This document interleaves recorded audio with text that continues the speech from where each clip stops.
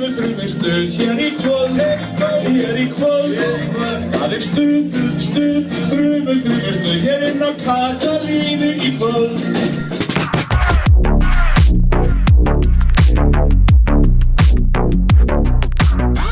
Það komið að stóra deginum, 5 ára afmæli Dr. Fútbol, nýtt logo, ný ásýn Dr. Fútbol. Gunnar Birgisson og Viktor Unnar Illugason mættir í Túborg 10, hús fótboltans á Íslandi, og þið sem eru að horfa á YouTube, þið eru líka sérstaklega velkomin, og á X-inu eða hvar sem þið eru að horfa.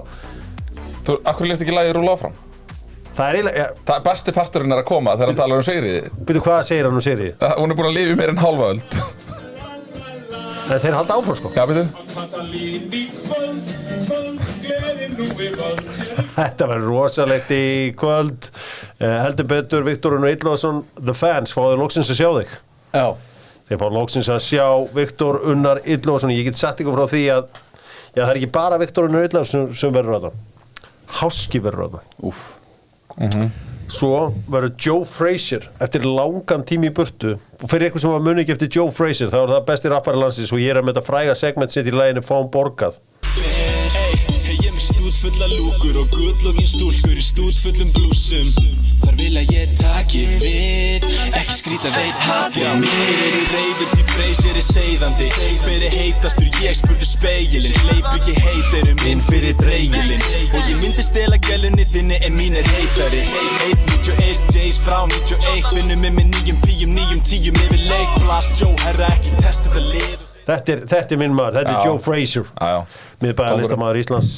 Okkar Kópavogsbúa segi ég, húsið opnar klukkan 4, dagskrá hefst klukkan 4:30. Ég minna á heiðursverðlaunin Dr. Fútbol, þar fær einn góður maður verðlaun fyrir störf sín í þágu knattspyrnunnar. Okay. Ykkur væntanlega hlakkar til að sjá hver það verður. Já. Get ekki beðið. Ég get ekki beðið eðlilega ekki, og Áhugavert. já, það verður mjög áhugavert. Ég get sagt ykkur að þetta val mun komið grófart. Svo ætlar hann Þorgeir Brimir Harðarsson að mæta og taka lagið. Hann er frá Raufarhöfn. Frá Röben? Hann er frá Raufarhöfn. Já. Og allir sem eru frá Raufarhöfn, hlustiði núna, fitnessport eru með Dr. Fútbol, og það eru þetta hydroxyköttið góða, og svo er gaki, kreki, glúki og allur pakkin, og fyrir þá sem er eitthvað línir og aumir og eitthvað svona, testi ykkur í gang. Testin á flegiferð, allir sem er 35 ára og eldri, beint í testan. Ace frá Dominos verður mættur í kvöld. Vá. Hann ætlar að mæta. Ég bara svona nánast alltaf þegar ég skoða stóri hjá honum, að þá er hann erlendis, þannig að það er bara geðveikt að hann sé á landinu á sama tíma þetta. Já, hann ákvað bara að cancela einhverjum ferðum og verður bara geðveikt, sko. Já. Ég fíla svona geða, sko. Viktor, hvað tekur þú eftir á Dominos? Ég náttúrulega fer það mikið á Dominos, ég það svolítið að vera að skipta þessu. Ég tók til dæmis bara í gær, þá tók ég hálfa meat and cheese og hálfa caliente. Já. Skipti þessu bara Hálf. Já. Það er mjög gott. Það er mjög gott. Jafnvel að þú tekur og smellir tveim saman, sko. Þá ertu með meat and cheese og caliente. Sko, Gunnar, þitt uppeldið er svolítið áhugavert. Þú ert alveg upp að bæjarstjóra. Já. Sko, er það ekki? Var hann ekki bæjarstjóri? Nei, hann verður bæjarstjóri í seinni tíð. Hann var hérna... Það var svona bæjarstjóra presens. Hann var heilsugæslan á Króknum. En þú varst aldrei þannig að upplega það að foreldrarnir keyrðu bíl með endurskoðunarmerki á bílnum? Nei. Svo fólk með allt á hreinu? Já, mamma og pabbi með allt á hreinu, sko. Já, þau voru það. Það var aldrei svona grænt limmiði á bílnum? Nei, ég minnir ekki til það, sko. Þegar við eigum hérna einhverja kórólu og svo farum við okkur yfir einhvern Pajero. Nei, þetta var allt í toppstandi. Allt í toppstandi. Illu hefur mæntar eitthvað klikkað á þessu. Já. Það var alltaf árlega grænni hjá mér. Var það ekki sárt? Jú, það var sárt, sko. Það var það. Ég trúi því. Svo er maður bara alveg upp. Já, tölvutek. Aldrei með veg. Já, aldrei með veg. Verða einhver af þeirra vegum í hérna í kvöld? Já, það verða nóg að þeim. Þeir verða í stólunum. Þeir verða í stólunum? Já. Herri, tölvuteksmenn, þeir fóru náttúrulega í gervigreindina, þeir eru að selja tölvur, þeir eru að selja skjái, þeir eru að selja allt fyrir gamingið og allt svoleiðis og á besta verðinu. Mér vantar svona gaming heyrnartól. Ég er svona Fortnite kall stundum, sko. Passa að hafa mæk á honum. Já. Það er rifið kjátt, sko. Ég verð að geta rifið kjátt, sko. Svo er ég að spila mikið líka maður og mann í hérna PGA Tour, hérna 2K. Er hann góður nýi? Hann er góður. Hann er góður. Herri, förum við satt í spurningu. Þá er ég að crash-tálka líka. Eden Hazard hætti núna fyrir vikunni í boltanum og sem sagt, hann er einn af 4 mönnum í sögunni til þess að eiga 15-15 season, þar að segja 15 mörk og 15 assist Í Premier League í Prem. Bukayo Saka Hver aðrir 3? Bukayo- Nei. Harry Kane Átt hann ekki 15-15 í fyrra? Nei, Harry Ok. Kane ekki með bara kynna ekki með, nei. Salah væntanlega Ha? Mennu, Frank Lampard mennu, Ha? 1 af 5 já. Nei, einn af 4. Hann er sem sagt, hann og svo 3 aðrir.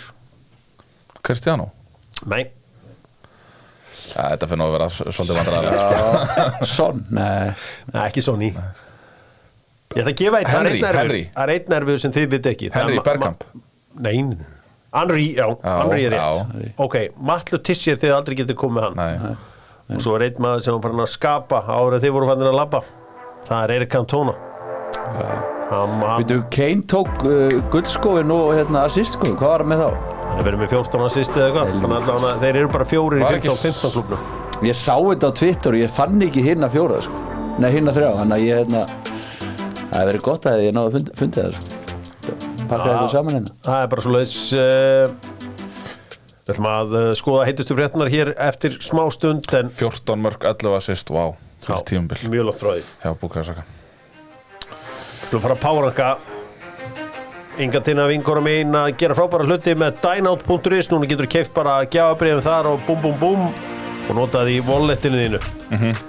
Það er einn frasi sem hún fattaði upp á sem að það er kast. Það er fyrir að setja hlátukall Já. og skrifa hún bara kast. Svo fór Ég ég noti þetta mikið að hitta aðra vinkonu mínar í London daginn þegar ein vinkonu mín átti afmælið þar. Já. Og þá hendi ég þessum frasa í þeirra vinahóp. Núna eru þær allar bara eitthvað kast á hóptjatinu okkar. Herri, en dynout.is til að panta matinn og alltaf svoleiðis. Gunnar Birgisson, þú ert maður sterkra skoðana. Er það? Er það? Ég vissi það ekki. Þú voru auðvitað á Katalínu í kvöld, vil hlokka til að sjá þig, fá þig og njóta þín. Takk Máli er það að þú ætla að valdir 5 íþróttamenn sem að svona pirra þig. Eða Bara hvað? óþólandi íþróttmenn, já 5 óþólandi íþróttamenn. Já, ég ætla að leyfa ykkur að því að ég er alltaf einhvern veginn að finna nýjar leiðir einhvern veginn til þess að interakta Já. Ég ætla að leyfa ykkur að velja, ég er með 3 í 5. sætinu Ok, og það er allt fótboltamenn ok. Luis Suárez, Já. Pepe og svo hendi ég en Megan Rapinoe þarna líka Já, bara hafðu hana, því að ég er Já. mikill Peppi maður þarna, ég þekki, hann reyndar ekki neitt nema ég sá eitthvað leikarn í sumar og hún gæti ekki neitt. Nei, sko, hún gerir vel í byrjun fyrirsins og er svona, þú veist mikið íkon til að byrja með, en svo einhvern veginn vissist hún svolítið af sporinu, sko. Aha, hann um 5, hinn eru svalir.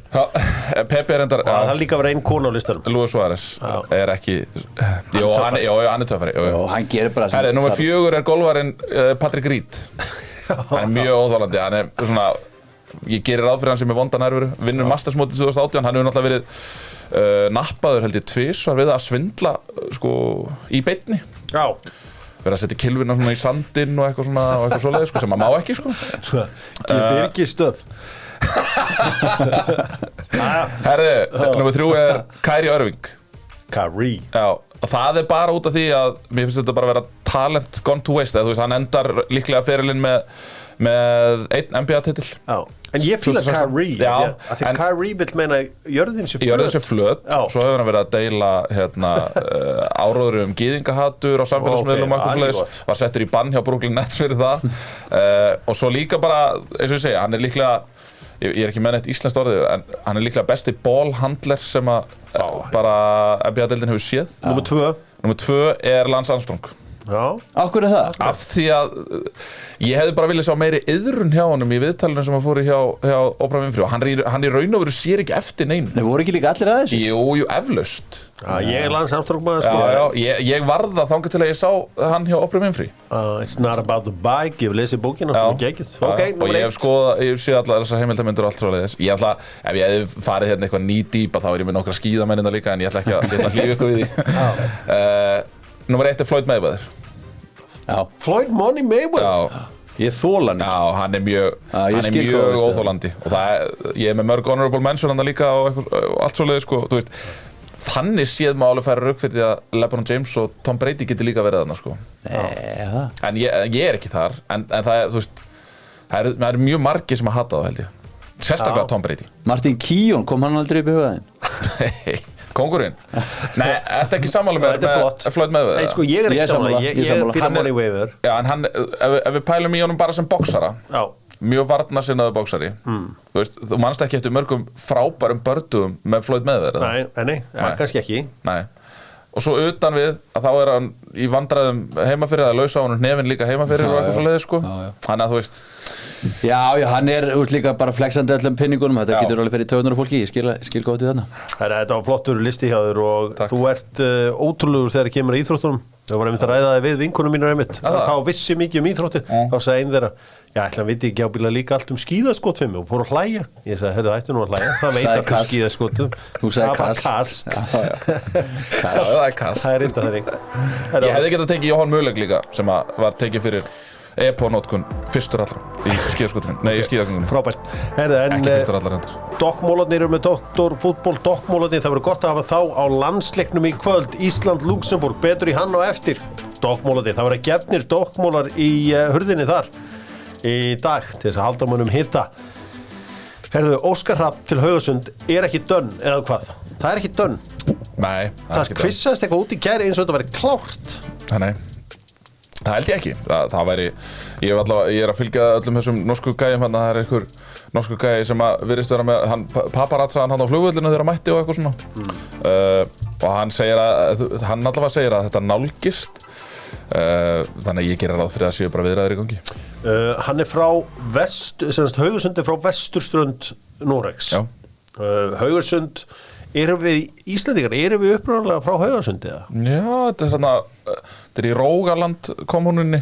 Já, og þaðan eiga Íslendingar margir hverjir Já, rætur okkar. að reykja, já, það er rétt. Og þetta er mjög fallegur staður, sko.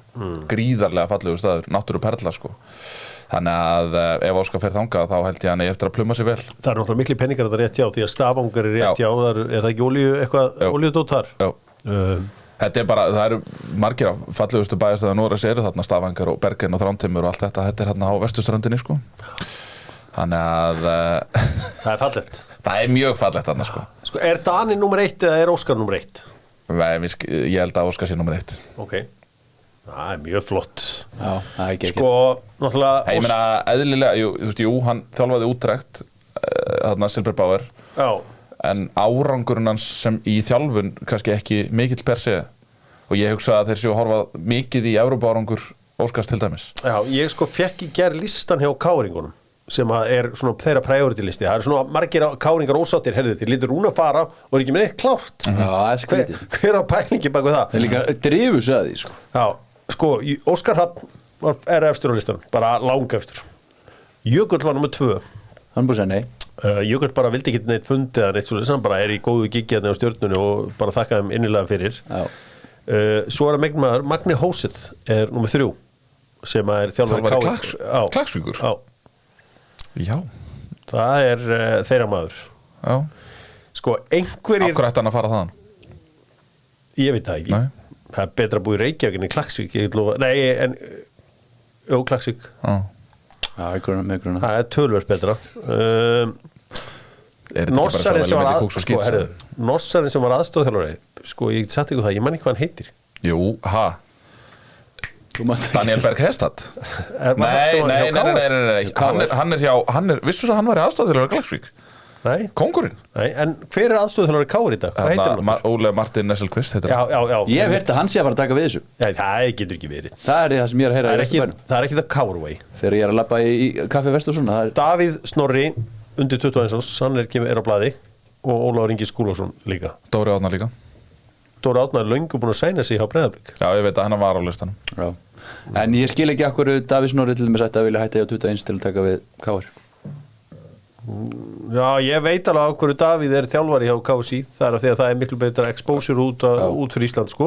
Já, flestir þessi gauðir vilja vinna einhvers staðar utan Ísland og það er heilamálið, en ég vil ekki læsa þessa gauðir of lengi að inni í Laugardalnum. Herri, en þetta verður áhvert að sjá hvað kemur út úr þessu öllu saman. Hvað, þú ert náttúrulega í innsta hringunni, þannig að getur þú metið fyrir mig svona, er þetta 50-50 eða að Óskar fara að núti eða er meira en það líkur? Já, ég hugsa sér meira það. 70-30. Þú veist, ég gerir bara ráð fyrir því að þetta verði tilkynnt sikurum yfir helgina, held ég. Að hann tæki við? Ég gerir ráð fyrir því að það verði einhvers konar niðurstaða allavega. Þetta hangir ekki ennþá í loftinu. Nei. Ok. Eflaust bara viðræður í gangi eins og kemur fram á Haugesund Avisen. Á Wunderbar getur þú pantað Vestmann One. Ég segi að þetta sé framlag Róbert Vestmanns til íslensku þjóðarinnar. Þú fær Vestmann One fyrir 10 skall á Wunderbar. Það er verið að gefa það. Það er bara að gefa þetta óbla kostar 30 skall en alveg eins og hann leif okkur líka að taka þátt í Alvotech-ævintýrinu. Takk. Á skráinandaginn á Íslandi. Takk. Og þú getur fengið þetta inn á wunderbar.is opið þegar annað er lokað. Wunderbarmenn og Róbert Vestmann One vildu fá umræðu Beckham-þættina. Þetta eru auðvitað þætti sem allir eru að horfa á. Ég er að spara þetta því ég er í leiðilegri landsleikjaviku núna og svona reyna einhvern veginn að eyða ekki allri gleðinni sko. Þannig ég er bara búið með 2 þætti. Ég þekki sögu David Beckham betur en flestir. Og ég veit nákvæmlega að þú veist stundum storytellingið í myndinni sko er ránt. Þú veist stundum hann skorar fyrir utan á Selhurst Park svo viðtalum við fólk fyrir utan Old Trafford. Skiljið hvað við því að, og þetta mark var skora í London þannig að það meikar enga sens. Það er búin hérna til einhver saga að Beckham hafa átt erfitt uppdráttar til að byrja með 98-99 þangað til að stuðningsmennir fóru að syngja nafn hans á móti Inter Milan. Það er bull. Það er flott storytelling. Það er ansið margt í þessu. Mér finnst kannski hinn eini sannig sigurvegari í þessu öllu saman er mammans. Því að mammans er hún stjarna og hún bara upplýður sér hún stjörnu og Ted Beckham pappas líka. Það getur vel verið að koma fram seinni í þátturum að David Beckham og hann sko hætti að tala saman í mörg ár. Það kemur ekki fram. Ted Beckham og hann, ég hef hitt Ted Beckham og hann er bara, sko, þetta er bara eins og hver hann að United á því. Nema núna á hann fullt af peningu, sko. Við höfum heyra hvað mamma segir Glenn Hoddle. Já, ég ætla að fara að segja það.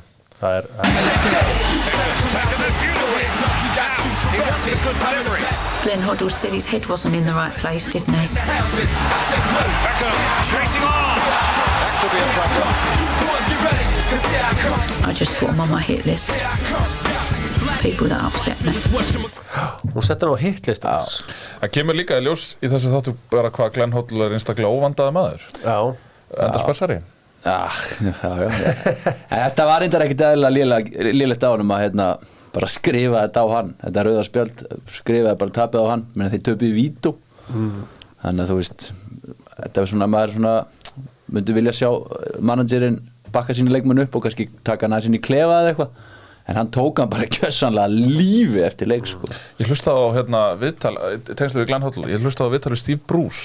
Þar sem hann var að tala að Sir Alex hafði sagt fyrir einhvern úrslitaleik í FA Cup, ég man ekki hvað ár þetta var. En hann sagði að þegar þeir komast yfir 1-0 þegar þetta var þegar Glenn Hoddle var spilandi þjálfari. 94. Hann sagði þegar við komast yfir 1-0 þá vinnum við 4-0. Og Steve Bruce bara hvernig meika það sens? Jú, að því að Glenn Hoddle hann er ekki með lappir til þess að spila inn á Wembley. Þú veist, og hann mun skipta sjálfur sér inn á leið og lenda 1-0 undir og þá pakkum við þeim saman, við hlaupum bara yfir það. Herru, þeir skora 1-0, Glenn Hoddle fer úr, skiptir sér inn á og leikurinn endaði 4-0. 4-0, það er hárrétt Cantona skora 2 víti. Já, þetta er skemmtileg mynd, það er líka áhugavert við þetta hvað samfélagið í Bretlandi er hart þarna rauðaspjaldið. Tók hann bara lífi sko. Gjörsamlega og ég meina og hefði væntanlega verið meira ef hefði verið með tilkomu samfélagsmiðla og Nei, þetta var 100, sko ég var stattur í Shoreditch í London þegar að Bukayo Saka, Rashford og Sancho fóru allir á taugum á punkturum á EM. Ég heyrði ekki eitt stigðar yrðu þessa drengi. Eina sem var komið síðan daginn eftir að vera eitthvað abuse á internetinu og það var allt frá einhverjum prófílum sem var með mynd af eggi. Þú veist Þetta var brút. Ég held að þetta sé einföldun. Ég fór það, nei, þetta er engin einföldun. Ég held að þetta sé einföldun. Þetta er 100 meira sem að hann fekk. Mér fannst þeir fá mikið stuðning eftir þetta. Já, þeir fengur að klappa fyrir þeim og eitthvað svona, þetta voru eitthvað voða dúllur sko, því að Saka fann svo gaman að vera ofan á einhverjum svan ofan í einhverjum polli. En hinn fekk ekki stuðning sko. Hann fekk enga stuðning. Og Ferguson líka bað enska knattspyrnusambandið að byrja þetta alls ekki á Upton Park. Því að þar eru hörðustu stuðningsmenn enska landsliðsins. Þeir telja sig að hafa unnið heimsmeistaramótið 1966 og enska landslið, þar heartbeatið svolítið í London allavega það miklu betra til dæmis að byrja þetta bara Anfield því að þar præta menn sig í því að halda ekki mennska landsliðinu þannig að það ansi margt í þessu sem að áhugavert. Já, maður samt tekur eftir hversu ógeðslega sterkur karakter þessi gæi bara svo þegar maður fristur í Real bara hætti ekki, kemur aftur inn í liðið og hann bara mentality monster þessi gauð sko. Já, þetta er skemmtileg mynd og það svo margt að segja hennan gæja þannig að mjög, sko, það var alveg þekkt hvað pappa svo var harður við hann. Já. Það vissut allir þarna einhvern veginn í kringum klúbin að kallinn var að láta hann heyra það non-stop og hann segir að ég kjómst í gegnum þetta þegar ég var með pappa á bakinu alltaf kólruglaður. Það var með veðhlaupa í höndunum hann. Já, sem að hljópa ekki hratt, stökk ekki hátt eða svona bara ekki kendur hérna fullkomnu spinnu. Já. Sjá fyrirgefa þetta hann. Já, geðveikar sko. Geðveik löp á þessum gæja. Hotspinnuna. Ég man sko, það var, ég veit ekki hvort það var eitthvað myth eða eitthvað, en það var alltaf talað það sko, ég man hjá starffræðikennunum hjá mér í gamla daga, það var alltaf talað sko hvað David Beckham væri geggjaður í starffræði, hann var að reikna út einhverja vinkla og að reikna út hvernig hann átti að setja snúningin og hversu hátt og eitthvað svona. Þetta það sem ég kalla hagnýtt starffræði. Já, hagnýtt starffræði. Þetta fær mann til þess að hugsa sko. Fór aðeins í töður með þegar Donovan var eitthvað að láta hann heyra það. Ég ekki komið svo langt. Ég ætla að fara lengri í þetta. Ég verið að rósa líka Diego Simeone fyrir að vera með í myndinni. Ég saknast sjá ekki Ryan Giggs þarna. Ryan Giggs náttúrulega gera þarna þegar hann kemur inn. En ekki Ryan Giggs bara búin að brenna þetta brýr eða? Nei, það held ekki. Allavega Garri og hann eru mikið saman. Okay. Ég held sko að fólk... En hann hefur aldrei verið í Sky umfylluninni þegar það dreigið hvaða United vinn þeirra sem inn í Sky umfyllunina. Hann har aldrei verið þar. Ég held sko að málið það sem að fólk færir að fatta að það er alltaf að tala með það sem ekki pressa að taka þetta 8 í Liverpool eða 10 í Napoli. Eina pressan í heimsfótboltanum að taka 11 hjá Manchester United. Það langþyngsta treyja í sögu fótboltans. Martial brotnaði. Ef einhver annar sko vinnur deildina 13 sinnum, ef einhver annar gera give me a phone call. Hendi phone call, make the call and make it right now. Ertu að segja mér að það sé auðveldar heldur en, þú veist 7 eða 10 í Barcelona eða... Já. Hefur þið hver Ansu Fati tók 10? Ansu Fati, Ansu, hérna gjör svo vel 10. Ég reyndar mun aldrei fyrirgefa mínum klubb fyrir það að hafa látið Eddie Nketiah að fá 14. Ég mun aldrei fyrirgefa aldrei fyrirgefa það. Aldrei nokkuð tíma. Guð minn almáttugur. Menningarhótt, Dr. Fútból Theo Walcott náttúrulega fekk hana fyrst. Já. 14? Já. Við förum vel með 10 í Spurs. Það er bara Kane, svo bara Maddison. Þetta er alltaf bara bestu leikmenn deildarinnar sko. Ég ætla að halda þess áfram með menningarhótt Dr. Fútból og ég gerir það með Netto því að Netto núna komið í Engjallan í staðið fyrir Æsland. Svona aðeins breyst væpiðar, það er ennþá gott, ógeðslega gott væpi í Netto og bestu tilbúin og allir pakkinn. Sko, Netto eru náttúrulega miklu vinnir landsbyggðarinnar og ég síðasti vinnur Suðurnesjunnar og landsbyggðarinnar. Leikstjórarnir, Logi Sigurðsson og Smári Gunnarsson að gefa út myndina Heimaleikurinn. Já. Mjög áhugaverð mynd. Hafið þið komið á bæ sem heitir Hellisandur? Já, ég kom satt. Ég kom hana, já. Þú finnur ekkert bæ sem ég hef ekki komið í. Snátt í landanum. Þessi mynd fjallar það að þarna mikill svona stórhuga maður sem lætur byggja völl á Hellisandi, fótboltavöll. Og draumurinn hans var alltaf að spila leik til að vígja völlin. Þannig að skráir Reyni Hellisand í bikarinn. Nema þeir eru ofnir, þeir fá útileik. Þetta er 96. Svo gerist ekkert í öllu ár. Og svo 25 ára setna þá ákveðið að gera þetta aftur. Og ég vissi þess að sögu ekki fyrir og ég ætla ekki að segja neitt meira þetta. Þetta er skemmtileg mynd. Og margt gott í þessu. Skemmtilega leikmenn sem þeir mæta hann í hér í liðinu. Já, margt skemmtilegt í þessu. Já, ég hef eftir að sjá þessu mynd. Ég hef heyrt rosalega góða hluti frá fólki líka sem hefur engan áhuga í íþróttum sko. Þannig að þetta fittar vel inn í menningarhótt Dr. Fútból að fjalla hana hér. Ég mæli menni, ég er búin að sjá hana, hún er skemmtileg. 79 mínútur sem að henda mér mjög vel. Það er alltaf eins og allir halda allt fyrir að vera 200 mínútur í dag. Það er 79, meira nóg.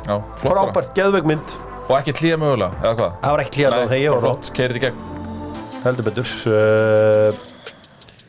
Dr. Fútból skoða líka yngri boltan með Nova Sirius. Nova Sirius, það eru vinnir Dr. Fútból og þeir verða með sérmerkt súkkulaði í dag með logói Dr. Fútbol. Það verður hægt að fá á Katalínu í dag, kaffi Katalínu. Katalína, þetta er þessi sjóflugvél. Það var það sem að Katalína var. Sjóflugvél? Já. Vissuðu það? Nei. Katalína sjóflugvél. Flugvél. Katalína, já, var sjóflugvél. Og það var af því að það var ekki hægt að lenda flestum stöðum á Íslandi. Þannig að þá þurftur að nota sjóflugvélina. Og þarna drukku þessi starfsmenn og þess vegna heitir staðurinn Katalína. Já. Þetta er mögnum saga og meira af sögunni í kvöld. Herðu, aðeins með yngri flokkana, þetta er búið annar flokkur, þar var það Víkingar sem eru bikarmeistarar og Stjarnan Íslandsmeistarar. Já. Í þriðja flokki, hver eru Íslandsmeistarar þar? Á Breiðabliki fjórða. Ég veit ekki hver eru Íslandsmeistari, ég veit að Káa bikarmeistari. Já. Ertu með að Gunnar hver eru Íslandsmeistari í þriðja? Ég held bara að yngri flokka kongarnir væri bara með þetta. Þannig að ég ákvað ekki einu svona að kíkja á þetta. Svo tek ég allt gallerið í fjórða. Svo tókst þú allt gallerið í fjórða. Mögulega var að Stjarnan í þriðja. Nei. Það voru ekki einu svona í A-deildi í þriðja. Það kemur mér ekki óst að það væri Víkingur. Arild Lota 3, það voru Káa Hamrarnir. Já. Tókuðu tvöfald? Já, þeir tóku tvöfald, Eiður tók tvöfald, alveg rétt. Alltaf vel gert. Já. Herri, ég sá daginn, ég stundum að það niður í Smára. Það er ótrúlega fjöldi af öðrum flokki. Sko. Og eitt af því sem ég elska við íslenskan fótbolta er þessi open door spirit hjá okkur. Þetta er bara svona eins og grafið inn í sko doktorfútból. Það er engin elita eða kjaftæði eða neitt svo leiðis. Það er þetta open door spirit eins og verður á Katalínu í kvöld. Langar það að koma og fá þér glas með doktorfútból. Gjörðu svo vel. Opið hús og þeir verður tekið vel á móti þér. Ég væri til að breyta þess aðeins. Já, við getum, það er ekki hægt. Jú, hlusta á mig. Það er ekki hægt. Hlusta á mig. Ég væri til í að annarflokkurinn væri bara svona hálfgerð akademía. Þú fær bara menntaskólan inn í þetta, þú æfir fyrir hádegi, tekur bara 20 bestu gaurana, bara með þjálfara í fullri vinnu hjá þér, sem er að þjálfa þessa gaura fyrir hádegi, í samstarfi við skólana, eða til dæmis bara í Breiðablik, þá þarftu bara að vera í MK, þessi 20 gaurar eru þar. Þeir æfa bara þarna inn í fífinu sem er valla notu fyrir hádegi, æfa þar, þú getur syndið miklu betur, þú ert komið með þetta umhverfi sem þeir eru að leita í úti, þú getur haldið bestu mönnunum lengur heima, þeir geta klukka fleiri leiki í meistaraflokk, þú getur líka synd hinum 80 eftir bara á þessum hefðbundum tímum, þar sem að þjálfarinn bara mætir aftur því hann er náttúrulega í fullri vinnu, það tekur hann hina á tímanum, þú fær meira pláss þá með þessa slagari gaura og þú var miklu meiri tíma og miklu meira pláss með þessum bestu gaurum. Þú getur verið með vídeofundi með þú getur bara sinnt þeim ógeðslega vel, sko, með styrsta prógram og alls konar. En sko, ég hef alltaf kunnað að meta þetta open door spirit fótbollans. Já. Og bara, fimmleikarnir, þar bara eru þau elita, bara gjöru svo vel og ég er alltaf bara að býta, ok, hvað erum við þá að fara að vinna Ólympíumeistaratitil að þetta? Eftir að Rúnar Alexandersson leiði okkur að dreyma. Nei, það er ekkert að gerast, ok, en við erum samt með einhverja elitu að þarna. Þú heldur þetta open door spirit bara gaur sem að kannski að verða 19 ára og getur ekkert í fótbolta, halda áfram að æfa og æfa bara með bestu gæðanum. Þetta er að æfa með bestu gæðanum, ég meina að það er náttúrulega þekkir svo sem alveg einhver þrepaskipting í eldri flokkunum og ég er alveg sammálaður þetta væri maður til í að sjá hlutin öðru sem þetta. Það er bara ekki hægt. En af hverju er þetta ekki hægt? Það er bara svo, ég væri alveg til í að sjá hámarkshraðann í 120 á Reykjanesbrautinni, skilur það verður aldrei, skilur þannig að það er óþarf að pæla í því. En af hverju segir þetta ekki hægt til dæmis? Af því að ríki og sveitafélög styðja íþróttafélög. Við erum ekki að henda neinum út þarna. Nei, jú, þú ert í raun og veru að takla þetta þannig að leikmenn 19-30 sé að borga auka æfingar og annað fyrir leikmenn 1-12. Nei, þeir eru ekkert í auka æfingum, þeir eru bara að taka sína æfingu bara með meiri tíma, meiri einbindning á þá. Ég er 100% sammálaði að við verðum að gera meira fyrir þessa sterkustu og við verðum að hlúa meira að þeim og ég er, sko, ef það er eitthvað sem ég er sammála að þá er það hvernig skólakerfið kemur að íþróttaiðkun í landinu. Þar hefur allt brugðist. Skólakerfið eiginlega vinnur á móti íþróttaiðkun í landinu. Því miður. Það er eiginlega þannig að við getum ekki einu sinni leyft afreks íþróttafólkinu okkar að fara eitthvað frá skóla, þú veist, því fylgja alltaf einhverja refsingar. Það fellur á mætingu bara. Þú fellur á mætingu og eitthvað svoleiðis. Þetta er ótrúlegt. Þetta er ótrúlegt að við séum ennþá í þessu. Að við sjáum ekki hag íþróttaiðkunar barna í skólakerfinu er ótrúlegt. Að við séum í raun og vera að vinna gegn þeim er algjörlega magnað. af því að við erum með allstaðar í kringum okkur á Norðurlöndunum og þó víða væri leitað þar sem við erum með þessi svona íþróttaháskóla eins og NTG í Norges toppídrættgymnas í Noregi þar sem að bara Númer 1, 2 og 3 eru æfingar. Já, skólinn aðlaga sig að æfingum. Og þetta getur gert, þú ert með Garðabæ, ertu með höll, Hafnarfjörð ertu með höll, 2 hallar í Kópavogi, þú ert með höll á Reykjanesi, þú ert með höll á Akureyri, þú getur nýtt þetta miklu betur og með skólunum og gert þetta bara svona. Já. Þú veist, og þá bara kannski borgar liðið mögulega aðeins með þessum gaurum.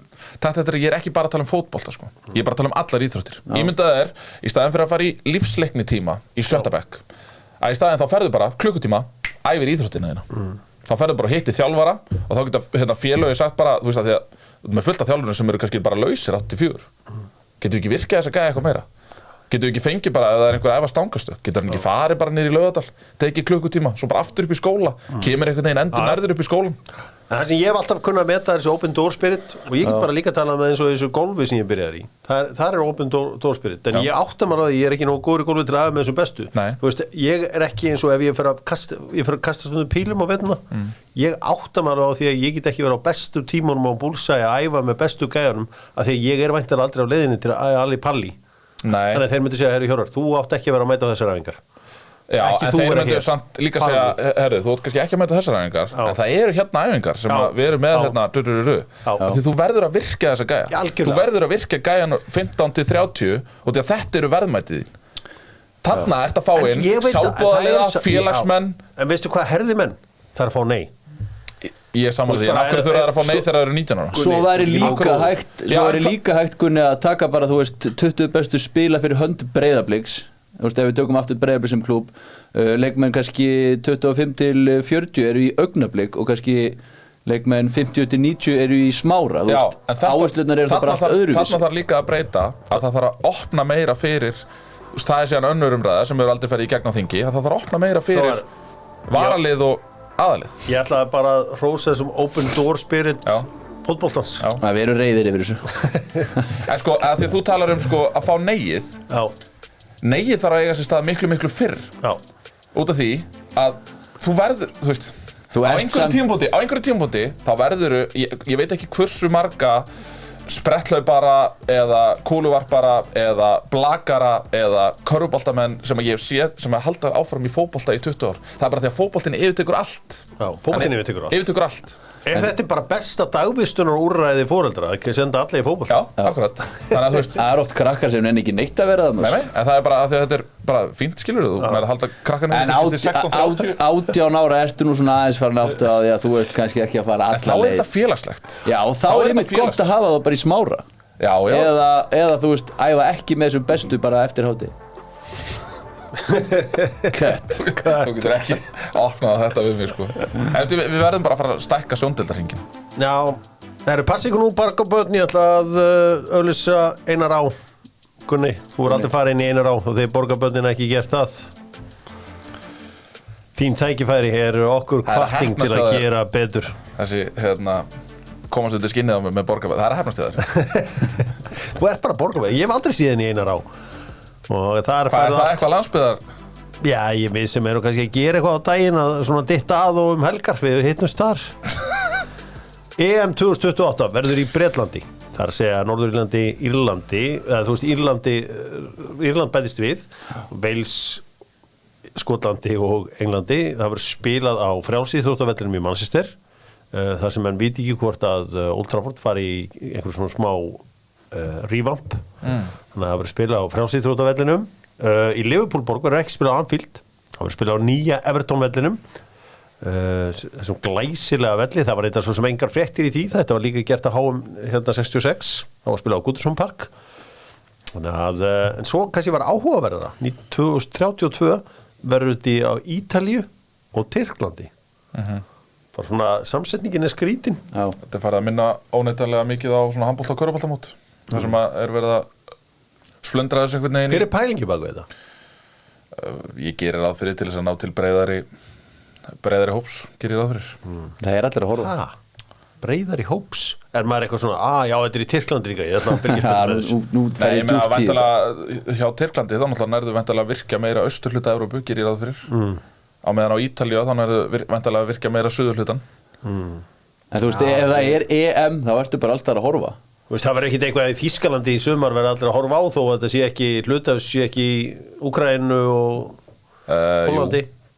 Í Þýskalandi í sumar? Já, ég segi að verður allir að horfa. Já, það verður allir að horfa. Já. Það skiptir einhver hvað þetta er. Ég er búin að vera með bestu hugmyndir í mörg ár. Halda þetta bara í London. Það er nógu völlum þar. Já. Bara gera þetta bara eins og Katarveislan var í ár. Já. Það sem allt var bara rétt við hendina. En til dæmis, þú veist, er Selhurst Park nógu stór völlur fyrir háa með það? Við þurfum ekki að spila þar. Við getum bara aðeins tekt okkur aðeins út. Við getum farið í MK Dons. Við getum farið á nýja völlin hjá Luton sem við verðum að byggja núna.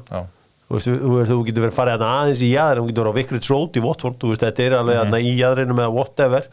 Og svo ertu bara með alla þessi geggjuðu völl og bæti bara Twickenham að rugby völlunum inn í. Þá ertu með Wembley og London Stadium og Emirates. Og þetta er hann geðveika Tottenham völl. Já, og Emirates völlur er náttúrulega eins og hann er því miður.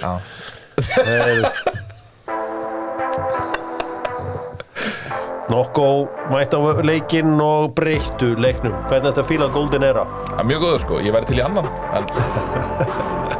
Já, en þeir breyttu leiknum. Það er að tæmast þessi. Og Nokko, það er komið að stóru stundinni. Við ætlum að tilkynna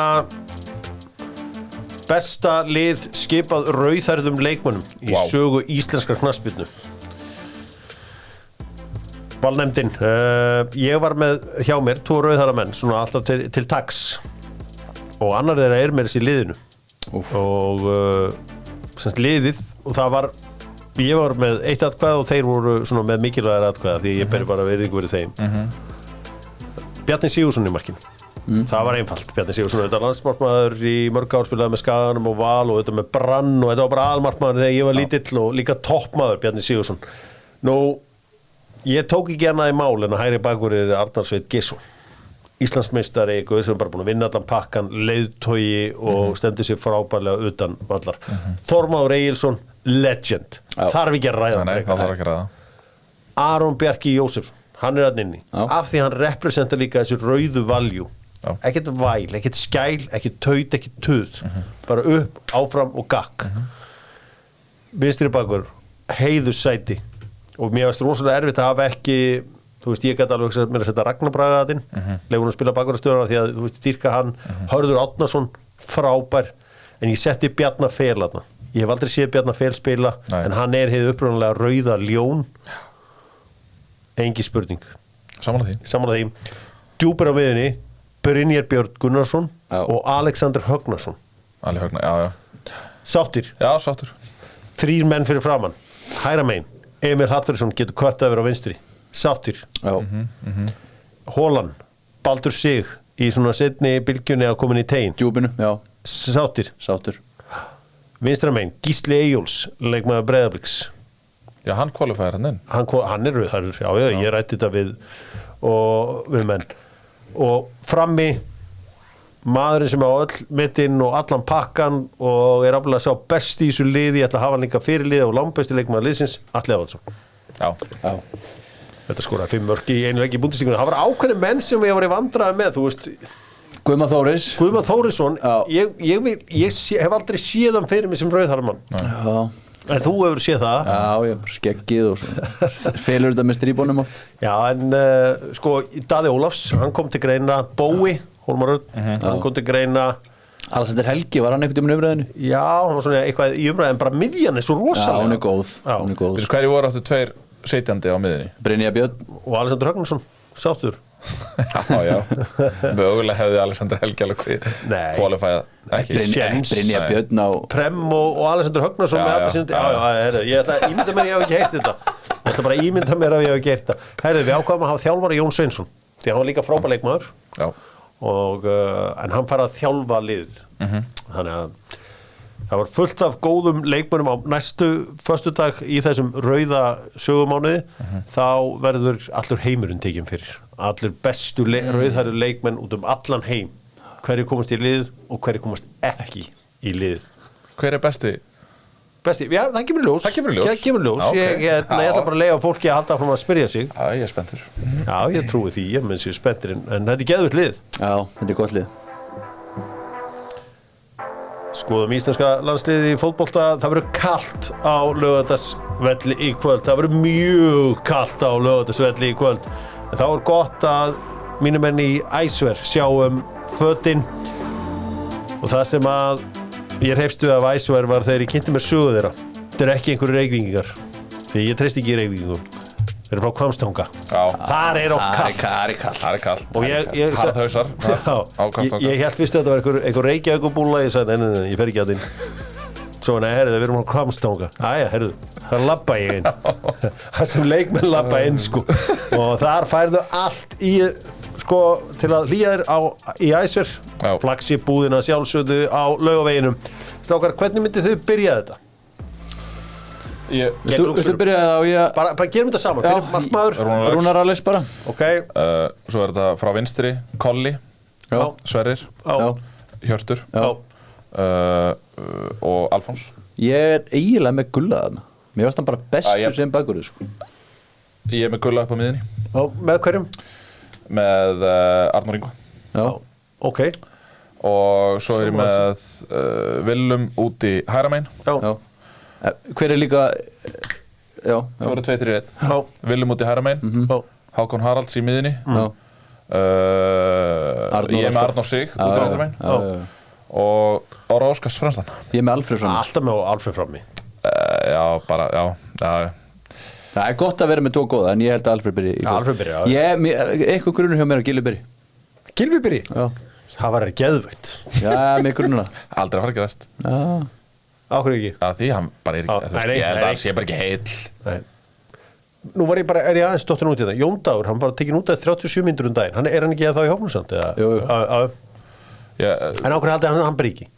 Já, ég held bara að hann noti Arnór Sig í það var náttúrulega Arnór bara svo heitur. Jón Dahl Tómasson náttúrulega búin að fara fram á að hann spila eitthvað takmarkað, þannig að Arnór kom ekki út á 60. Já, svo hann líka bara sjóðandi heitur, sko. Já, hann búin að geggja hann verður að byrja. Sko, það er alltaf fara á límingunum í Luxemburg fyrir hennar leik, því að þeir eru bara, held ég, 4 stigum eða 6 stigum frá því að qualify. Þeir bara líti á sigur í Reykjavík í kvöld sem bara skildu. Ekki sem skildu, en þeir eru ekki heppnir. Þeir eru að fá Ice Guys í skítakulda. Og þetta er eiginlega, þú vilt ekki mæta Íslanda einhvern tíðan, þá er það svona Ice Guys kvöld eins og það fá okkur á vondum tímabóndi, sko. Maður ætlar ofta að spá því að þetta verði stórskemmtilegur leikur og eitthvað svona, en svo verður það ekki. Þetta verður það ekki náttúrulega. Nei, þetta voru drullu skemmtilegur leikur. Já, hann verður það. En ég er ekkert bílaslega bjartsýnn, sant? Nei. Ég held að verði bara eitthvað svona 1-0 kannski. Ég held að ég er ekkert vissum að vinnum þetta, sko. Þá þurfum við nú að fara í naflaskoðun. Já. Ef við töpum þessu. Töpum 3-1 síðan, sko. Þeir töpuðu 9-0 þegar ekki á móti Portugal. Já, en það voru bara 3 stig í boði. Já. Þú veist hvað, hver er pælingin? Að tapa 9-0 á móti Portugal? Ég meina, þú skiptir ykkur máli hvort þú tapir, er ekki betra að tapa einu leik 9-0 heldur en 9 leikjum 1-0? Jú. Bingo. En jú, þú veist, þetta tapaði 9-0, menn þeir vinna okkur samt 3-1, sko. Já, það er nú líklega, maður man ekki eftir mörgum verri landsleikjum heldur en. Og nú er það ekki hægt að hraun yfir Hörð Björgvin greið. Nei. Akkurat, það er engin scapegoat núna. Þannig að það er eins gott að við vinnum hennar leik bara. Hverjum var þetta að kenna? Herði. Það er það að kenna. Það var alltaf hittan, sko. En við erum að koma með, það er alveg, þú veist, slatta leikbunum sem eru bara í hrikalega flottum málum í sínum félagsliðum og þannig að, þú veist, mér finnst að vera að koma aðeins öðru sinni í þetta verkefni heldur en. Veitu, hverju eru það? En vitið á hverju er þessi leikir alltaf kallaði verkefni? Kempur kallaði alltaf verkefni. Já, er ekki alltaf að tala um landsliðsverkefni? Já, en á hverju er ekki bara landsleikir? Bara með að fara að taka landsleikir? En það er líka að tala um international juries. Já, nei, ég er að velta þessi fyrir mig. Þetta er áhugavert verkefni. Á hverju er þetta verkefni? Verkefni var eitthvað svona blað sem ég fekk oft í gamla daga sem ég átti að klára eitthvað starffræðidót og svo skilaði ég inn verkefni. Það var bara eitthvað Hjörvar 50 GP. Gjörðu svo vel. Þeir horfa á þetta bara, við erum að fara hérna til Íslands, hitta þessar strákar, taka 4 ræfingar, 2 leiki. Það er verkefni. Þetta er bara verkefni. Hvað er skemmtilegasta verkefni sem þú tókst í því í yngri landsliðunum? Sennilega úrslitakeppnin undir 17 þegar við spilum við Eden Hazard. Vá, var ekki flott verkefni? flott verkefni. Krefjandi Spennandi verkefni. Spennandi verkefni. Já.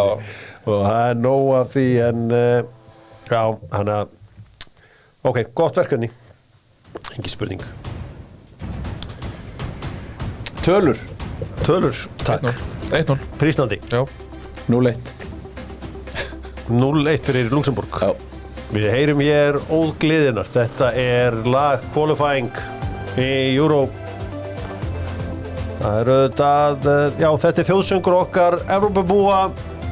Ég minna á það að allir leikirnir eru á Viaplay. Leikurinn sjálfur á Stöð 2 Sport í opinni dagskrá og á Viaplay Sport, Vodafone Sport afsakið. Svo minni ég fólk á það, frábær nýjung sem aldrei hefur verið áður á Íslandi. Instant Highlights á Viaplay. Þar kom bara öll mörkin meðan þetta í gangi.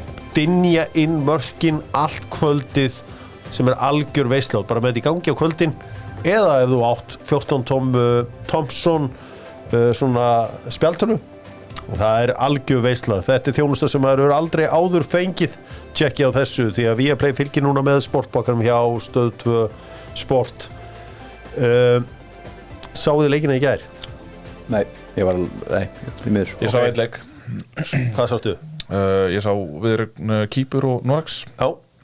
Já. Sem að Norðmenn voru bara geggjaðir sko. Það búið að vera erfitt hjá þeim í þessari qualifying. Já, náttúrulega bara þessi skotaleikur. Það þessi skotaleikur sem að fer í raun og veru með þeirra líkur á að ná eftir tveimur sko. Það sem að þeir eru 1-0 yfir þegar þeir eru hvað 85 klukkun eða eitthvað og tapa 2-1. Já, það eru þetta rosalegu leikur á sunnudaginn þegar að Spánn og Noregur mætast. Ef að Spánn gerir jafntefli eða vinnur leikinn, þá eru Skotar komnir áfram í þetta allt saman. Það var riðillinn eiginlega bara búinn sko. Skotar voru á vissanátt rændir í gær, eða hvað? Ég sá klippa á þessum, er þetta markið á McTominay? Já. Ég sá klippa á þessum, ég fannst hann alveg stíga hans inn í markmannin. Já, og svo verðist að vera hans í rángstæðu líka. Þeir sko byrjaðu að útskýra þetta sem fál. Já. Svo bara einhvern veginn bara, herru, hann rángstæður. Já, bara finna eitthvað. Þeir fundu eitthvað. Já. Og það er svo sem hægt alltaf. Já, það er alltaf hægt að gera það sko. Maður veldi oft fyrir sig bara með, ég hef oft pælt í því bara hvað auðvelt að stunda spillingu með þessu vardæmi sko. Já. Þú bara leitar af einhverju og bara þetta lið á að vinna. Já. Og bara við látum það vinna. Já. Ég er ekki að segja að sé þannig, en það er auðvelt. Þetta spænska lið, já, þetta tala ég er ekki að tala Michael Oliver náttúrulega að fá laun frá eiganda Manchester City bara vikuna undan hann dæmir Manchester City Arsenal en alltaf þetta spænska lið þetta er ekki spennandi. Nei, en fá stig fyrir það? Nei, en ég man alveg þegar að þú veist, þegar maður gæti bara nánast töluð upp allt byrjunarlið Spánar og þetta var einhvern veginn allt stjörnuleikmenn í hverju stöðu eiginlega. En það er kannski aðeins annað upp á teiningum núna. Þetta er ekki sama veldi og þetta var áður en samt var Twitter hjá manni fullt einhvern veginn af Skotar eru ennþá í 0-0 þegar það voru 60 mínútur liðnar eða eitthvað svona, svo bara kláraði þetta 2-0. Þú hatar Skotland? Nei, alls ekki. Það er svo sem ekki óeðlilegt að Íslendingum sé illa við Skota. Þeir eru búin að jarða okkur í fótbolta núna í 30 ár sko, eða bara frá að ég var smábarn 40 ár. Þannig að það var ekkit óeðlilegt ef að Gunni var lítill í sér gagnvart Skotan. Þetta er samt engin hörmung. Þetta er samt það kveikir lítið í manni sko. Þetta er hérna Rodri og Gavi skilurðu en heitur Morata. Já. Og ég Rasabal og Rodri Torres. Já, þetta er alveg lið sko. Balde og Carvajal í sikkurum bakverðinu. Þetta verður maður hefur alveg verið spenntari fyrir, þú veist. Já. Piqué og Puyol og Xavi í næsta Það er geðuguleikur í kvöld. Það er Holland-Frakland. Já. Það er leikur. Já. Það er leikur. Ég ætla bara að vona Holland er að vinna þann leika ekki. Þetta eru eiginlega þau lið sem maður hélt alltaf með bara því að Henry og Bergkamp voru í sikurliðinu sko. Þá var maður, ég á bæði, ég á gamlar franskar og hollandskar treyjur heima sko. Já, það fyrir aðeins í bestu deildina. Bestu deildina er ekkert í einhverja 5 mánuði sko, hún er allt árið. Þá hreinu, postboxið góða, þar sem hún getur sendt pakkana, sótt nála þínu heimili. Heyriði, erum við með einhverja fréttir úr bestu deildina? Því að það er svona frekar dauft akkurat núna að vera að slúðra hitt og þetta. Ég hef aðeins eftir að Kitty Jónsi eitthvað að hugsa sér til hreins. Já. Þjálfari leikmaður Káir. Já, leikmaður Káir. Svo hefur maður náttúrulega heyrt að Valgeir sé að koma í Val. Valgeir Valgeis. Valgeir Valgeis. Ég hitt hann í vikunni, hann sagði mér það ekki. Nefndi það ekki. Nei. Svo hefur maður eitthvað heyrt að hann hérna, Ólafur Stefán sé að fara upp á Skaga eftir. Já. Fara heim. Það make sense. Já. Já, bara vonandi að hann ná að snúa þessu einhvern veginn við. 50 hafsend í Breiðablik í dag eða eitthvað. Það svona verið mikið rætt þetta sko af því að við förum aftur aðeins í Óskar.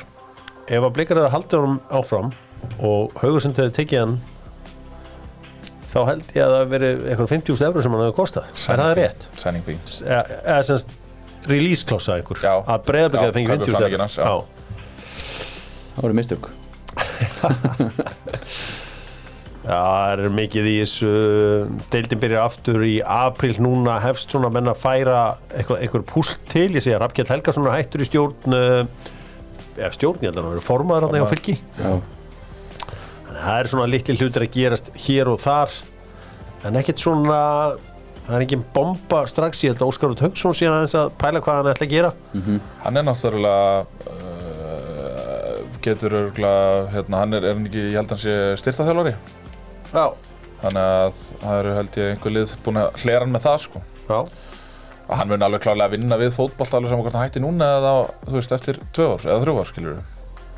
Það er spurning hvað verður þetta Grindavíkur, hvað það verður þetta Grindavíkur dæmi. Hans Viktor að velja á milli FA og KR. Hans Viktor ekta leikmaður að vera HK, hann á að spila í HK. Já, HK er náttúrulega eitt af liðunum sem er á eftir húnum. Leifur Andri líka hvað pæli að hætta? Já, sko, það má ekki gerast. Nei. Sko, hvenær ætlar HK að kynna Óla Kristjáns?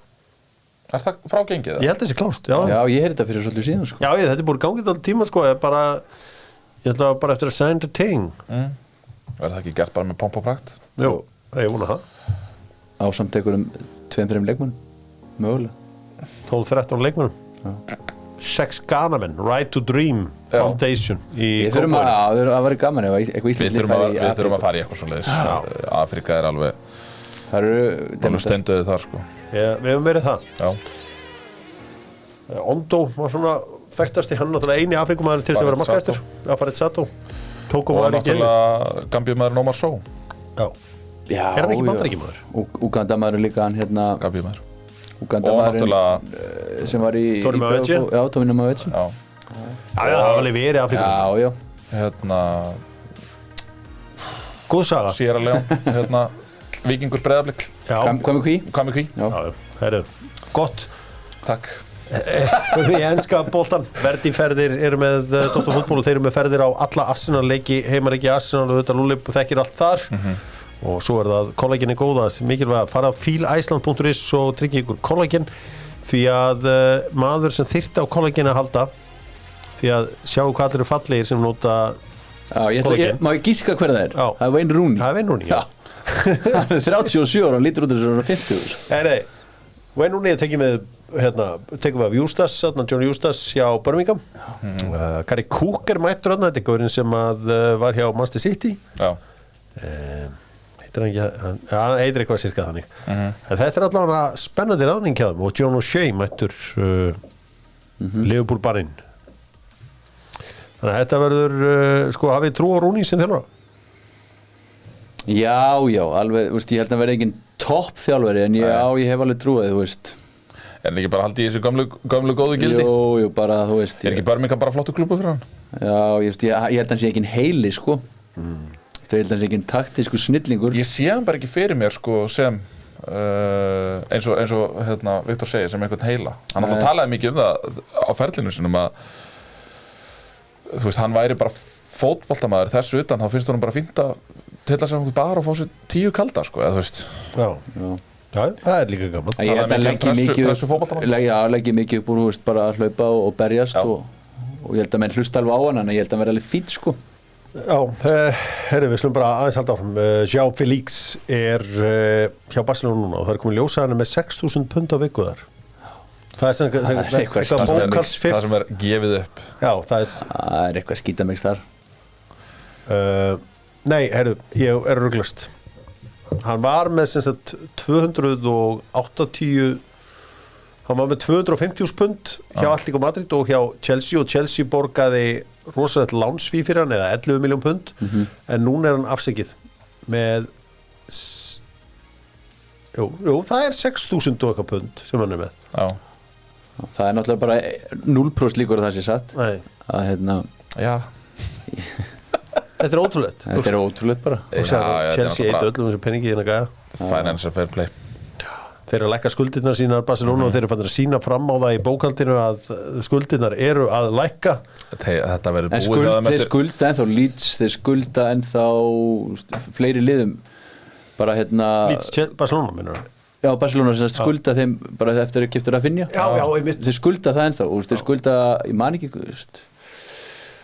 Bæmunnin skulda þeim ennþá þannig að þeir eru með allt niður sem ennþá það er gaman en ég held að við sjáumst auðvitað á Katalínu í kvöld en við ætlum að enda þetta að sjálfsögðu á El Grandi við þurfum aðeins að fara yfir einn leiðilegasta leik sem að ég hef séð ég sendi bara fjölskylduna í Kringluna síðustu helgi að því að ég bara ætlaði svoleiðis að njóta þess að horfa á góðan fótbolta Arsenal City guð minn góður ég held að ég sé ég held við sem allir saman það þetta voru gæði leiksins voru ofbóðslega vonbrigði og ég hef ekki séð svona því að maður sá svo leiki fyrir á síðustu leiktíð og ég var að ræða þetta við styrta þjálfara ég var að ræða þetta við þjálfara og annað hvað í gangi, af hverju er levelið svona og hann kannski af því að síðast tímabili var svo rosalega langt það voru næstu 300 dagar það var ekkert frí það byrjaði snemma og var enda seint úrslitaleikurinn Champions League by the way fór fram 10. júni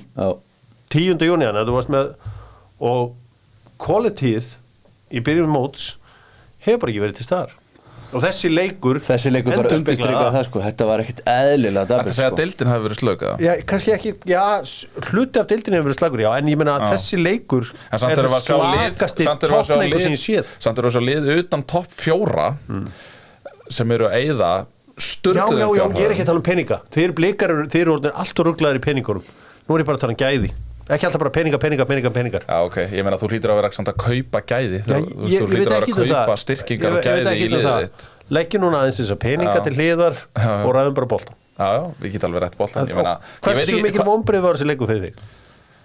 já, ok, og horfum frá úrslitunum nú tala bara fyrir þig sem fótboltaáhugamann bara geðveikt að sjá hvernig Arteta breytir liðinu í hálfleik út frá pressunni á City nú ertu að tala sem Arsenal-stuðningsmaður nei, ég er að tala bara heilt yfir mér fannst bara það voru engi færi í þessum leik það var ekki uppspilið á báðum liðum mjög skemmtilegt hvernig að leysa það og ég menna bæði lið fengu sín færi þannig að þetta var skemmtana gildi 0 ég held að þessi allir í svona spínu áfalli eftir þetta var það lélegt mér var bara brúðið má ég lesa upp eina frétt hérna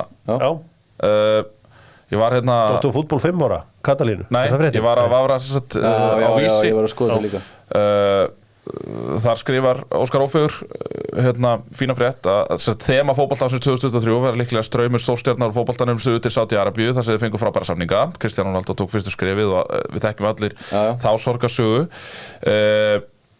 Það lítið þó ekki út fyrir að lífið á Arabíuskaganum sé einhver dans á rósum fyrir þessa leikmenn. Mikill munur á menningu og allt aðra kringumstæður en þeir eru vanir í Evrópu. Nú eru farnar að heyrast sögur af óánægju leikmanna og margir þeirra eru sagðir sjá eftir öllu saman þar sem þeir hati hverja sekundu í Sádi-Arabíu. Aftonblaðið í Svíþjóð sem er mjög virtur miðill fjallar meðal annars fréttir frá Arabíuskaganum og vitna þar meðal annars í umfjöllun The Sun á Englandi. Það fylgir líka sögunni að þeir geta ekki losa sig undan samningum og eru því pikkfastir þarna að þetta samningurinn rennur út. Og við höfum náttúrulega heyrt þetta með Neymar, við höfum heyrt þetta með fleiri. Þannig að hver er fleiri? Karim Bæ segir maður náttúrulega reynda að losa sig þann. Já, hversu dæmigert er að Aftonblaðið í heldur þú að drengir frá Brasilíu hafi elskað hverja einustu mínútu í Middlesbrough? Þetta er bara fagleg spurning. Þetta er fagleg spurning. Ég held að England sé töluvert svona einhvern veginn meira. Það er svona þægilega að búa, myndi ég halda sko. Myndur þú frekar vilja búa í Middlesbrough heldur en Riyadh? Já, ég myndi taka það frekar. Ég held að sé alltaf þannig að þú veist, ég held að við getur auðvelt fyrir Juninho að vera þarna á sínum tíma. Ég hef lesið mikið fyrstu kynni Didier Drogba bara á London og hann var að koma frá Fraklandi. Hann átti mjög erfitt uppdrátt að þar. En London alltaf frábær borg. Já, hún er mjög fín. Ég held að þetta sé nú bara dæmigert fyrir hérna vestræna heim að reyna að finna alltaf því sem er verið að gera því í Sádi-Arabíu. Og Kannski By the way, ég var að munna það bara Leikur svona, leiðist. hefur eitthvað take elst jafn vel og Erling Haaland með stórleikina hjá mér? Hvenær sagði þetta fyrst? Það var líklega í... Já, fáninn datt niður að hló svo mikið, sko. Ég meina, ætli ég hef ekki fyrst sagt þetta í júní í fyrra. Já, og hvað vann hann á titlum í fyrra? Hvað skoraði hann þegar hann vann þessa titla í fyrra? Hann setti met í ensku úrvalsdeildinni. Já, hvað skoraði hann í mikilvægastu leikjunum? Hvað voru mikilvægastu leikjunum? Voru það Arsenal-leikjunum? 0,00 XG 2 leiki röð á móti Arsenal. Já, hann var slagur nú. William Saliba, ef hann hefði klárað síðasta tímabil, Englandsmeistarar. Englandsmeistarar. Skrifa þetta hjá þér. Samfélagsskjöldurinn var ekki stórleikur, sko. Nei, það var eitthvað samfélagsmiðla skjöldurinn. Það er skjöldur undir. Já, þú ert ekkert eitthvað meistarana, þú ert ekkert að missa svefnið í hérna heima eða það. Já. Þú telur það ekki sem titla eða það? Maður er bara titladrifinn. Hvað var Óskar marga titla? Einn, eða ekki? Eða telur þú meistarana með? Hver? Óskar. Já, Óskar tók meistarana. Já, þú telur það aldrei með? Jú. Ekki gera það þá í Englandi heldur? Jú. Slum hafum okkur eins og fullöðu menn. Hann var neitt góðan. Já, ég held að svona... En ég meina, þetta er sant, ok, ef við tökum, ég veit að þetta er banter. Öll tilraun til að tala Erling Haaland niður, þetta dæmi sem bara sjálft. Maðurinn er búin að endurskrifa fótboltasöguna. En hann er kaldur núna. Hann bara mætir í Manchester City sem gátt ekki klára Evrópa. Manchester City var bara eins og Arsenal. Useless in Europe. Þeir voru bara eins og Manchester City. Þeir voru bara eins og Arsenal. Useless in Europe. Breska pundið. Useless in Europe. Já. Nei, ég er nú reyndar ekki sammála því. Það er náttúrulega flautaði náttúrulega út hérna út í Barcelona árið. Það er að fara að tala um einstaka leiki núna. Flautaði út í Barcelona 2 sinnum árið. Fyrst Robin Persie og svo... Það var þetta rosalega. Var Persie? Já, hann var í Arsenal. Það gleymist. Þú manst bara eftir hann sem United legend. Hann var í Arsenal. Varstu búin að gleyma? Já, búin að gleyma því, sko. Já, svo myndi ég það þegar ég sá þess að klippa úr þessum Barcelona-leik. Þá það var alveg rétt, hann var þarna. En ég meina, sterkt hjá Arsenal að vinna þennan leik. Já, flott. Er það ekki? Jú. Ekki, sko, við verðum líka að geta samklast. Þetta var sterkur sigur. Förum í El Grande með Poulsen, skiptum rúðu, allan pakkar Poulsen og kemi.is á svipuðum slóðum, miklir vinir. Fóru þarna upp eftir og skiptum rúðu, fekk mér skotelt gler. Á bílinn? Já. Skotelt gler á bílinn? Já, ef ég lendi í drive-by. Já. Þá bara... Það er alltaf að fara yfir mynda í Íslandi. Ég ætla ekki að vera gæinn til að lendi í drive-by og vera síðan. Vel hefna nýja logoðið þitt. Takk fyrir það. Fáninn góði, hann er á leiðinni upp í Hamraborg, eða semst fyrir frutan Katalínu. Heyri, hér er komið að þessu. Við ætlum að fara í, við ætlum að kæfa þetta á léttunótunum í dag, El Grande. Leiðir til að heilsa öðrum kallmönnum, eða öðrum gaurum, ef svo má segja. Þegar þú heitir gaur, leiðir til að heilsa. Heilsar vinkonum þínum öðru segja? Já, þú veist, kannski þá segja high squeeze eða eitthvað. Kast. Þetta er kast, já, ég saman því. Viktor má byrja. Viktor, þú byrjar. Blessaður. Já, Sæli King. Sæli Kongur. Bledsaður. Já. Bleller. Sæli Kælir. Sæli Höfðingi. Talaði tíkiðinn. Talaði vinnu. Heill og sæll. Góð og sæll. Góðan daginn. Marg blessaður. Sæll og berrasaður. Já. Það er svona fyrir grínarana. Sæll vinnur. Sæli Kung. Já, Kung. Já. Sæli König. König, já. Keisarinn. Hvernig? Bara, keisarinn. Já. Það er þetta ekki undir nefnd. Já, nei. Já, ég gef þetta. Gefum þetta. Ég minna að hér í lok þáttar ætla ég að spila nýtt lag með Dr. Fútból og Háska. Nýtt outro, Dr. Fútból. Hvað sé Kjellin? Svara nátt dýrari típan. Já, dýrari típan, já. Yes, þegar þú svarar. Já, þetta er eiginlega... Ok, ég gef þetta, já. Þarna væri bara uppskrópa. Heilir.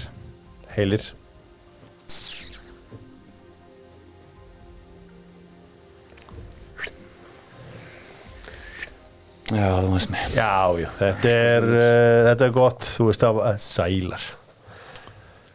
Hér að Sæli Nilli er líka alltaf gott sko. Já, ég ætla að leyfa ykkur að heyra hér nýtt outro, Dr. Fútból, það er að segja sem við spilum í lokþáttar. Þetta er Dr. Fútból og Háski sem að koma saman í stúdíói og við byggum til nýtt outro, Dr. Fútból.